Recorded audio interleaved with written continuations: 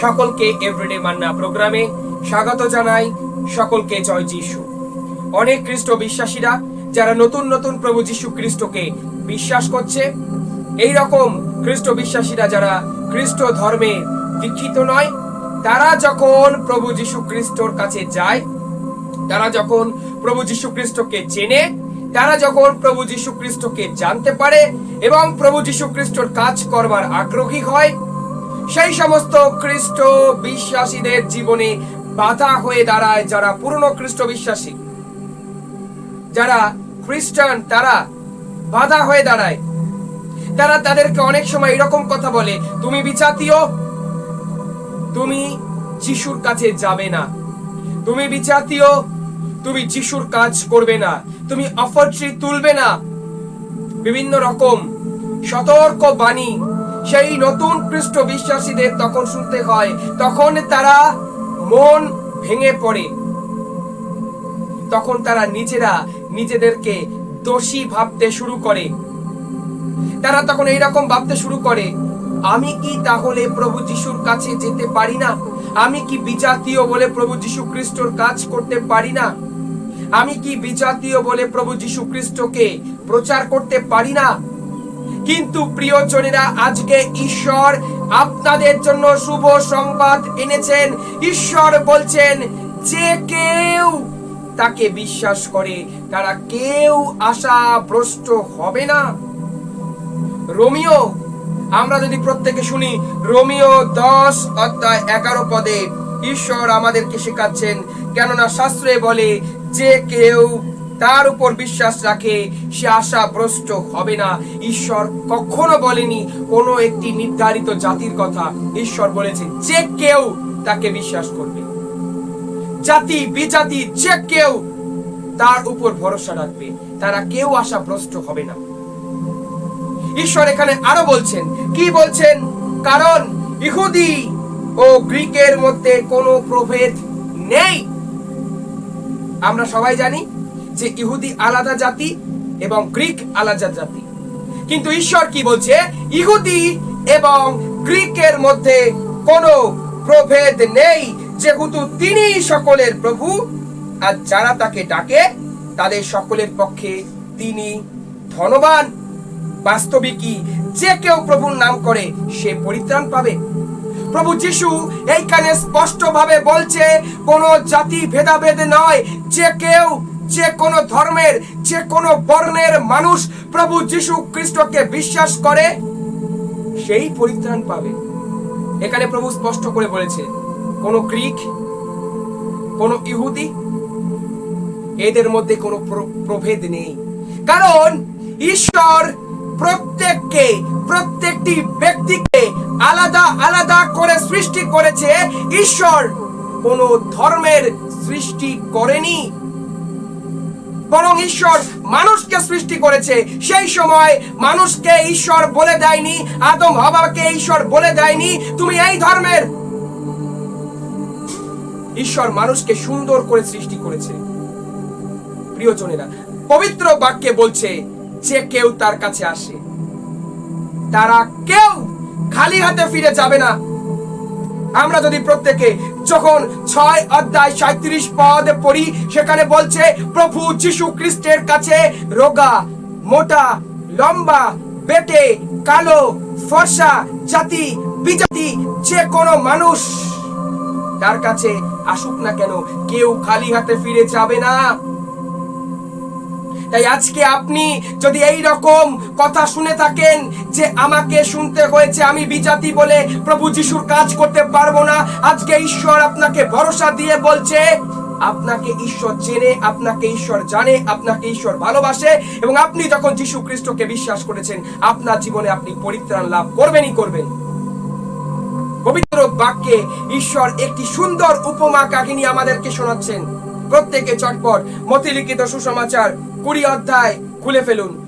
পবিত্র বাইবেল থেকে মথি 20:1-16 যদি আমরা পড়ি, সেখানে ঈশ্বর খুব সুন্দর একটি উপমা কাহিনী দিয়ে আমাদেরকে বোঝাতে চাইছেন যে আগের বিশ্বাসী এবং পরের বিশ্বাসী বলে কিছু নেই, প্রত্যেকেই একই পুরস্কার, একই আশীর্বাদ লাভ করবে। পবিত্র বাক্য শুনবো আমরা। বাস্তবিকই স্বর্গরাজ্য তেমন এক গৃহস্বামীর মতো, যিনি নিজের আঙুর ক্ষেতে মজুর লাগাবার জন্য খুব সকালে বেরিয়ে পড়লেন। তিনি মজুরদের সঙ্গে দিন মজুরি হিসাবে একটার উপর টাকা স্থির করে তাদের নিজের আঙুর খেতে পাঠিয়ে দিলেন। পরে তিনি সকাল 9টার দিকে বেরিয়ে গিয়ে দেখলেন চত্বরে কয়েকজন লোক বেকার দাঁড়িয়ে আছে। তাদের বললেন, তোমরা আমার আঙুর খেতে যাও, তোমাদের ন্যায্য মজুরি দেব। তাতে তারা গেল। তিনি আবার দুপুর বেলা ও বেলা 3টের দিকে বেরিয়ে গিয়ে তেমনই করলেন। পরে বিকেল 5টার দিকে বেরিয়ে গিয়ে দেখলেন আর কয়েকজন সেখানে এমনই দাঁড়িয়ে আছে। তাদের বললেন, কেন সারাদিন এখানে বেকার দাঁড়িয়ে আছো? তারা তাকে বলল, কারণ কেউ আমাদের কাজে লাগায়নি। তাদের তিনি বললেন, তোমরাও আমার আঙুর খেতে যাও। সন্ধ্যা হলে সেই আঙুর খেতের প্রভু তার নায়েবকে বললেন, মজুরদের ডেকে শেষজন থেকে শুরু করে প্রথম জন পর্যন্ত সকলের মজুরি মিটিয়ে দাও। তাই যারা বিকেল 5টার দিকে শুরু করেছিল তারা এসে একজন একটা করে রূপোর টাকা পেল।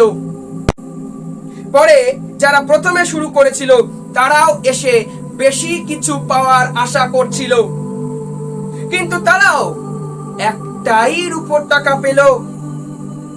প্রিয়জনেরা, আমরা দেখতে পাচ্ছি যারা শেষে এসেছিল তারাও একই মজুরি পেয়েছে, এবং যারা প্রথমে এসেছিল তারাও একই মজুরি পেয়েছে। তখন যারা প্রথমে ঈশ্বরের সেই আঙুর খেতে কাজ করতে এসেছিল তারা তখন ঈশ্বরের বিরুদ্ধে চিৎকার করে বলছে, আপনি কি রকমের ন্যায্য বিচার করছেন? আমরা সারা দিন রোদের মধ্যে আমরা খেটেছি, আমরা সারা দিন অনেক পরিশ্রম করেছি, কিন্তু আমরা কেন একটি রূপোর টাকা পাবো ওদের মতন? ওরা তো বিকেল বেলা এসেছিল। কিন্তু প্রিয়জনেরা, ঈশ্বর তাদেরকে কি উত্তর দিলেন? তিনি তাদের একজনকে বললেন, বন্ধু, তোমার প্রতি কোনো অন্যায় আমি করছি না। আমারও তোমার মধ্যে কি একটার উপর টাকার কথা হয়নি? তোমার যা পাওনা তা নিয়ে তুমি যাও, কিন্তু আমি তোমাকে যা দিয়েছি শেষে যে এসেছে তাকেও একই মজুরি দিতে ইচ্ছা করি। আমার নিজের যা ইচ্ছা তা নিয়ে আমার যা ইচ্ছা তাই করার অধিকার কি আমার নেই? নাকি আমি দানশীল বলে তোমার চোখে হিংসুক? তেমনি ভাবে যারা সবার আগে রয়েছে তারা সবার শেষে পড়বে, এবং যারা সকলের শেষে রয়েছে তারা সবার আগে দাঁড়াবে। প্রিয়জনেরা, ঈশ্বর খুব সুন্দর একটি উপমা কাহিনী দিয়ে আমাদের এইখানে বোঝাতে চেয়েছেন যে আমরা আগের বিশ্বাসী কিংবা আমরা পরের বিশ্বাসী বলে আমরা কিছু নেই। আমরা যেই রকম ভাবে ঈশ্বরকে যেই সময় জেনেছি সবার জন্য ঈশ্বর সমান, সবার জন্য ঈশ্বর একই আশীর্বাদ নির্ধারণ করে রেখেছেন। এমন নয় যারা আগে এসেছে, যারা আগে বিশ্বাসী তারা বেশি আশীর্বাদ পাবে, এবং যারা পরে এসেছে, যারা নতুন বিশ্বাসী তারা কম আশীর্বাদ পাবে। ঈশ্বরের কাছে আমরা সকলে সমান। ঈশ্বরের কাছে বিজাতি বলে কিছু নেই। প্রিয়জনেরা, পবিত্র বাক্যে বলছে, সাধু পিতর যখন বাণী প্রচার করতে গিয়েছিল, প্রত্যেকে শিষ্যচরিত 10 অধ্যায় 44 পদ খুলুন। সেই স্থানে বলছে, সাধু পিতর যখন প্রভু যীশু খ্রিস্টের বাণী প্রচার করতে গিয়েছিল, সেইখানে নতুন বিশ্বাসী এবং পুরাতন বিশ্বাসী তারা একত্রিত হয়ে সাধু পিতরের বাক্য শুনছিল। সেইখানে এমন ঘটনা ঘটে, পবিত্র আত্মায় যারা নতুন বিশ্বাসী, যারা বিজাতীয়, পবিত্র আত্মায় তারা পরিপূর্ণ হয় সেই বাক্য শোনা মাত্রই, এবং তারা নতুন নতুন ভাষায় কথা বলতে থাকে।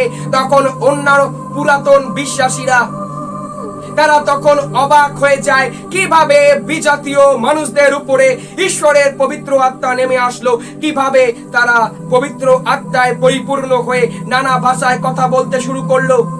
প্রিয়জনেরা, ঈশ্বর সকলকেই একই রকম আশীর্বাদ করে।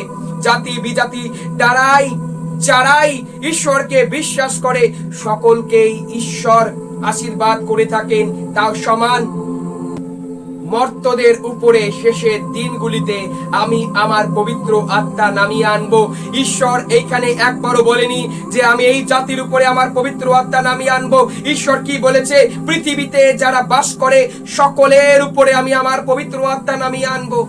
তাই প্রিয়জনেরা, আমরা যেন এই রকম দেখে বিচলিত না হই যে বিজাতীয়রা ঈশ্বরের বাক্য প্রচার করছে, তখন যেন আমরা তাকে থামাতে না যাই। বিজাতীয়রা ঈশ্বরের কাজ করছে, তখন যেন আমরা তাদেরকে থামাতে না যাই। প্রিয়জনেরা, যদি আমরা তাদেরকে এতদিন থামিয়ে থাকি, তাহলে আজ থেকে যেন আমরা নিজেদের শুধরে নিতে পারি। তার কারণ ঈশ্বরের বাক্য প্রচারে, ঈশ্বরের রাজ্যে কাজে আমরা যদি তাদেরকে বাধা দিতে থাকি, তাহলে আমাদের জীবনে আশীর্বাদ আসতে বাধা পাবে।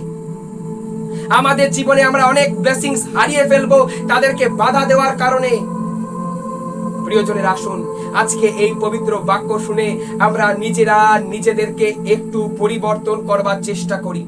আমরা নিজেরা নিজেদেরকে একটু যাচাই করে দেখি যে আমরা এতদিন এইরকম কাজ করেছিলাম কিনা, আমরা এতদিন নতুন বিশ্বাসীদের হেয় জ্ঞান করেছিলাম কিনা, আমরা এতদিন নতুন বিশ্বাসীদের আমরা বিভিন্ন ঈশ্বরের কাজ করতে বারণ করেছিলাম কিনা, আমরা এতদিন নতুন বিশ্বাসীদের বলেছিলাম কিনা যে যিশুর কাছে যেতে না। যেখানে সাধু পল আমাদেরকে বলছে তোমরা আনন্দ থাকো যিশুতে, তোমরা আনন্দে থাকো সব সময়, তোমরা আনন্দে থেকে একতাবদ্ধ নিজেদের মধ্যে সৃষ্টি রাখো। আমরা যেন সব সময় এক হয়ে চলতে পারি, সাধু পলের মাধ্যমে ঈশ্বর আমাদেরকে জানাচ্ছেন। আসুন প্রিয়জনেরা, এই বাক্য শুনি এবং এই বাক্যের আশীর্বাদ আমরা গ্রহণ করি এবং এই বাক্য আমরা শেয়ার করি, যাতে প্রচুর মানুষ এই বাক্য শুনে ঈশ্বরের দ্বারা মন পরিবর্তন করতে পারে নিজেদেরকে। সকলের জন্য প্রার্থনা করি। সর্বশক্তিমান পিতা, এই বাক্য শোনা প্রত্যেকটি ব্যক্তিকে তুমি এই মুহূর্তে আশীর্বাদ করো প্রভু যিশু। তাদের জীবনে এই বাক্য দ্বারা বড় বড় ব্লেসিংস, বড় বড় অভিষেক তুমি নামিয়ে আনো। এই প্রার্থনা করি আমাদের প্রভু যিশু খ্রিস্টের নামে, আমেন।